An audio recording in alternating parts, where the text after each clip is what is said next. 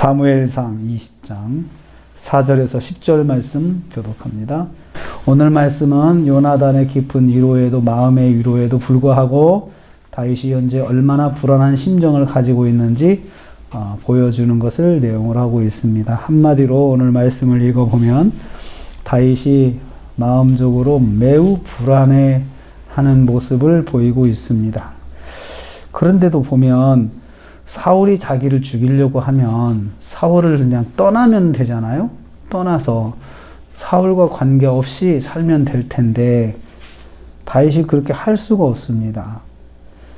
사위이면서 그리고 신하잖아요. 아주 측근의 신하인데 가족들이 모여서 초하루에 식사하는, 왕을 모시고 식사하는 그 모임에 자기가 당연히 가야 되는 거거든요. 그럴 때 나타나지 않으면 또 사울이 찾을 거라는 생각을 하는 거예요. 그런데 사울이 자기를 적대시하니까 마땅히 그냥 무시하고 도망가면 되는데 그렇게 하지도 못합니다. 그러니까 다윗의 마음이 그러니까 독하지 못한 거예요. 다윗의 마음이 아직 어리기 때문에 독하지 못하고 자기가 순수하게 자기가 사울을 위하고 사울을 섬기고 하는 마음은 변함이 없는 거예요. 사울은 자기를 죽이려고 하더라도 자기가 사울을 존경하고 왕으로서 자기가 신하로서 또 사위로서 잘 섬기려고 하는 마음에는 조금도 변함이 없는 것을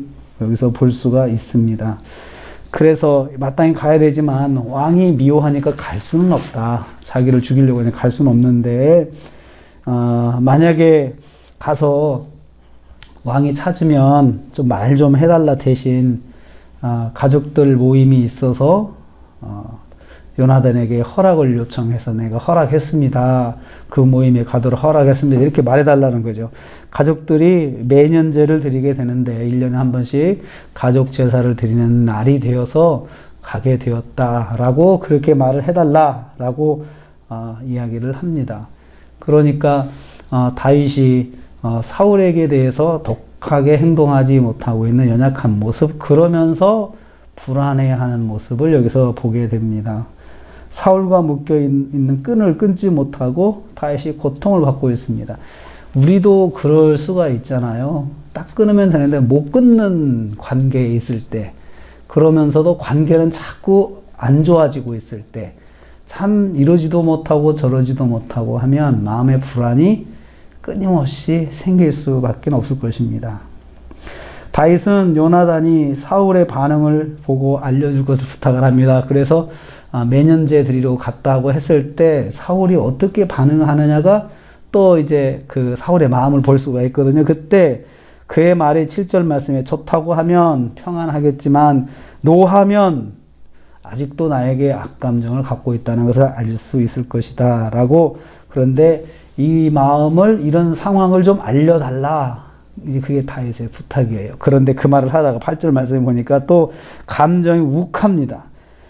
만약에 나를 미워한다면 왕 앞에까지 갈 필요가 뭐가 있냐, 네가 나를 죽이라, 네가 나를 친히 나를 죽여라 라고 이야기를 합니다. 여기 보면 감정이 또 격하게 훅 올라오잖아요. 생각하면 확 그냥 감정이 올라와 가지고 흥분을 하게 되고 불안한 마음이 그렇게 표출이 되잖아요. 저는 이걸 보면서 다윗이 이 불안한 그 마음에 아주 감정을 절제하지 못하는 그 상태까지 갔다는 것을 여기서 볼 수가 있습니다. 사람이 그럴 수 있다고 생각해요. 불안한 것이 오랫동안 눌려 있으면 자기도 모르게 어떤 상황에서 그냥 감정이 폭발할 때가 있잖아요. 지금 감정이 폭발하고 있어요. 차라리 나를 지금 자네가 나를 죽여라, 네가 나를 죽여달라 그러면서 요나단의 마음을 알지만, 요나단이 자기를 끔찍하게 아끼는 사람이라는 걸 알면서도 당신 손으로 나를 죽이라고 이렇게 이야기를 하고 있는 것을 볼 수가 있습니다. 불안한 마음에 감정의 기복이 심해진 다윗의 모습을 볼 수 있습니다. 그래서 차라리 지금 죽었으면 좋겠다라는 생각을 다윗도 하고 있다는 거예요. 그런데 계속해서 제가 말씀을 드리지만 다윗이 어떤 사람이에요? 하나님이 함께하는 사람이라고 성경에 말씀하고 있어요. 하나님이 함께하는 사람이라고 성경에 말씀하고 있는데도 다윗의 입으로 스스로 차라리 내가 죽고 싶다는 말을 이렇게 하고 있을 때가 있었다는 거예요. 불안이 그만큼 다윗을 깊이 사로잡고 있다는 것을 알 수 있어요.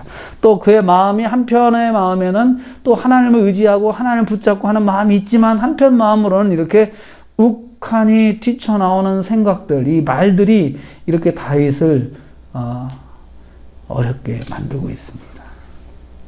깊은 불안에 시달리면 감정의 기복이 심해져 절망에 빠질 수밖에 없죠. 이걸 절망하는 상황이라고 볼 수밖에 없습니다. 그러자 요나단이 붙잡고 다시 위로합니다. 9절과 10절 말씀입니다. 요나단이 이르되 이 일이 결코 내게 일어나지 아니하리라. 아니야, 넌 절대 그런 일 일어나지 않아.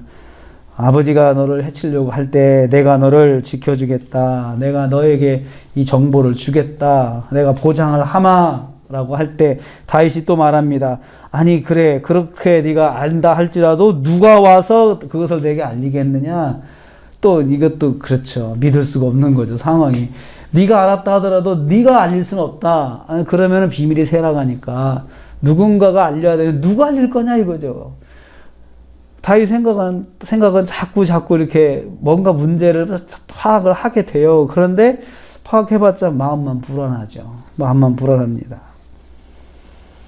저는 이것을 보면서 이런 생각을 해요. 요나단이야말로 다윗을 생명 바쳐 지켜주겠다고 약속할 수 있는 친구고 약속했고 그런 힘도 있는 사람이지만 사람을 의지한다고 하는 것이 뭔가 항상 허점이 있다는 거예요. 사람을 의지한다는 것은 완벽하지 않다는 거예요. 이걸 보여주고 있어요. 요나단을 의지하는 다윗의 마음을 하나님께서 결국은 내가 요나단도 결국 의지할 수가 없는 거구나 라는 것을 생각하게 되는 거예요. 그래서 지금 이 상황에서 다윗은 하나님을 의지하면서도 눈에 보이는 친구인 요나단을 붙잡고 하소연하고 뭔가 도움을 받고 싶은 마음이 아주 간절하지만 자꾸 자기가 볼 때 허점이 있는 거예요. 사람을 의지하는 데는 한계가 있다. 그래도 하나님만 붙잡아야 된다. 이것을 저는 이 기간 동안에 다윗이 훈련을 받고 있다고 생각해요. 하나님을 의지해야 된다. 하나님을 의지해야 된다. 오늘도 우리가 하루를 시작합니다. 사람을 의지하는 것 우리에게 있을 수 있습니다. 사람한테 하소연하고 그래 나를 알아주면 얼마나 위로가 됩니까? 그런데 한 가지 알아야 될 것은 그것이 완벽하지 않다는 거죠. 완벽하지 않다는 거죠. 잠깐 내가 그렇게는 의지할 수 있지만 결국은 하나님을 의지하는 길이 우리에게는 최선의 방법, 최고의 방법이라는 거예요.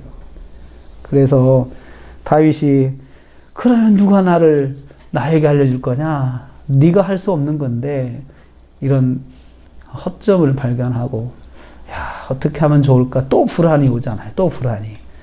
그래서 하나님을 의지하면서 오늘 하루도 하나님 붙잡고 의지하고 오늘 하루 마음의 평안을 누리시고 또 오늘 하루도 승리하시기를 주님의 이름으로 축복합니다. 하나님 감사합니다.